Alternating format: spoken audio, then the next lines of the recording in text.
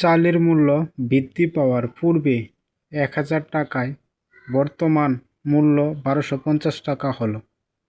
চালের মূল্য শতকরা কত বৃদ্ধি পেল? তাহলে হচ্ছে ১,০০০ থেকে হচ্ছে ১,২৫০। তাহলে ১,২৫০ থেকে আমরা বিয়োগ করতে পারি ১,০০০, পায় হচ্ছে ২৫০ টাকা। তাহলে ১,০০০ টাকায় বৃদ্ধি পায় ২৫০ টাকা। ১ টাকায় কত? ১,০০০ টাকায় কত? ১০০ টাকায় কত? ২৫০ ইন্টু ১০০, নিচে হচ্ছে ১,০০০। আমরা এই শূন্য, এই দুই শূন্য, এই দুই শূন্য কাটতে পারি, এই শূন্য এই শূন্য কাটতে পারি।